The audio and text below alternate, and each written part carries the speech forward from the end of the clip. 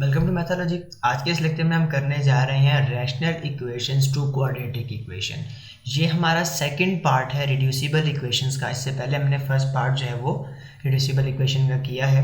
तो अब हमारे पास अब आगे जो इक्वेशन है रैशनल इक्वेशन, अब हमने इसको अगर क्वाड्रेटिक की फॉर्म में सॉल्व करना हो तो उसके लिए हमें पहले इसको क्वाड्रेटिक इक्वेशन बनाना पड़ेगा। आपके सामने दो रैशनल इक्वेशंस हैं।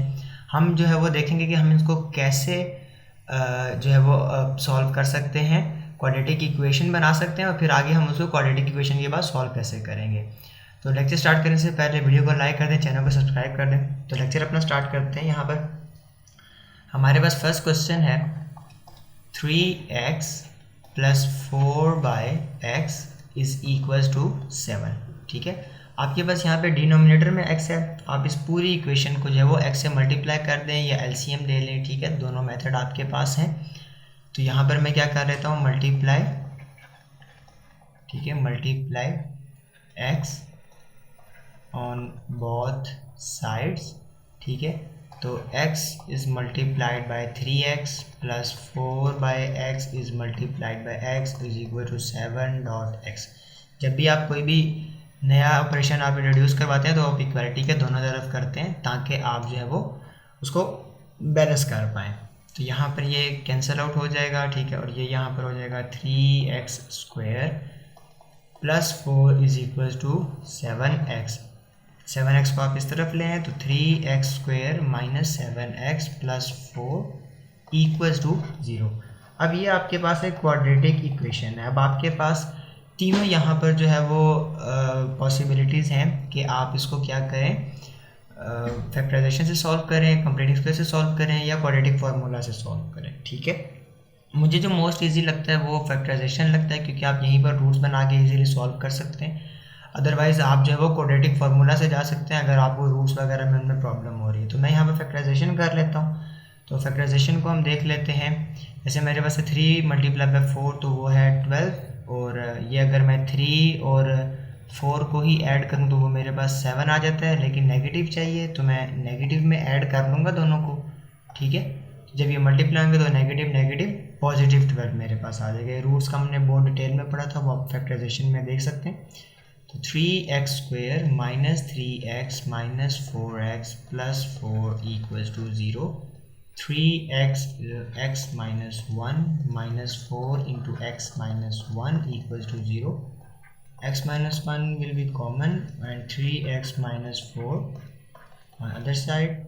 रूट्स आपके पास आ जाएंगे यहाँ पर x - 1 = 0, 3x - 4 = 0, x = 1 and 3x = 4 and x = 4/3। ठीक है, तो आपने इसका अब यहाँ पर सॉल्यूशन सेट बना लेना है। Solution set = 1 and 4/3। ठीक है, ये आपका बन गया सॉल्यूशन सेट। सिंपल सी एग्जांपल थी कि आपने क्या करना है, आपके पास ये होगा यहाँ पर किस में, फ्रैक्शन के अंदर।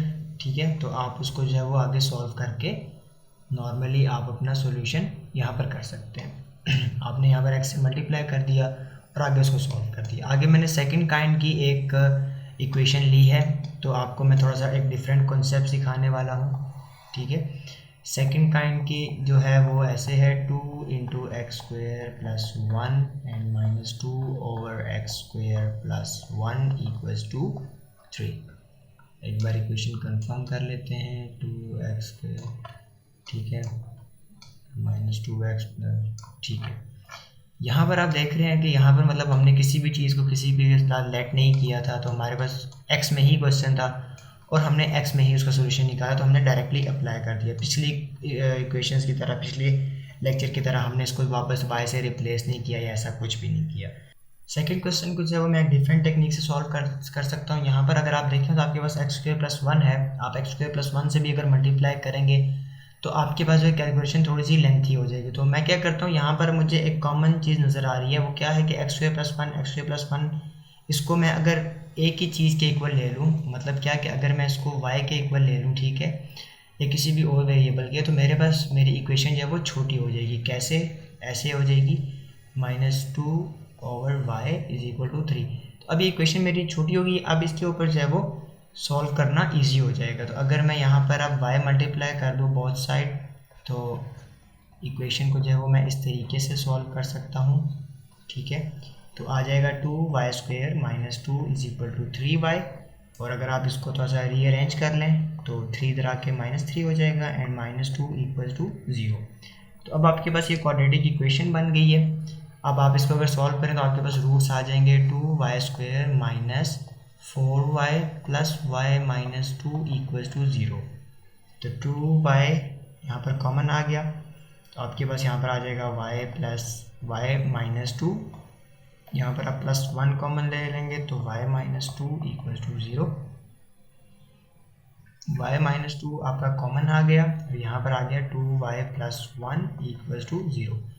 रूट्स आप बना लें तो y minus 2 equals to 0, y equals to 2, second side पे 2y प्लस 1 इक्वल्स टू 0, तो y इज इक्वल्स टू -1/2। अब आप जो है उसको सोल्यूशन डिक्लेयर करना चाहते होंगे, लेकिन नहीं, क्योंकि हमने यहाँ पे आंसर y में निकाला है और हमारा क्वेश्चन जो है वो x में, तो हमने y को किसके इक्वल लिया था, x² + 1 के, तो हमें इसको यहाँ पे रिप्लेस करना पड़ेगा, ठीक है। तो हम यहाँ पे इसको रिप्लेस कर देंगे, replace y is equal to x² + 1, यहाँ पर आ जाएगा x² + 1 इज इक्वल टू 2, और यहाँ पर आ जाएगा x² + 1 इज इक्वल टू -1/2। यहाँ पर आप सिंपली इसको सॉल्व कर लें तो 2 - 1, तो x² इज इक्वल टू 1, दोनों तरफ स्क्वायर रूट ले लें तो x आपके पास आ जाएगा +-1, ठीक है। और इस तरफ अगर आप देखें तो x² is equal to -1/2, -1, x² is equal to -3/2, square root आप ले लें बोथ साइड्स, ठीक है। तो x इज इक्वल टू 3/2, यहाँ पर आ जाएगा आयोटा, और ये आयोटा जो है वो बाहर होगा, और यहाँ पर आ जाएगा +-, ठीक है। तो आपके पास अब यहाँ पर जाके सॉल्यूशन सेट बनेगा +-1 और +-3/2 अंडर रूट के साथ आयोटा, ठीक है।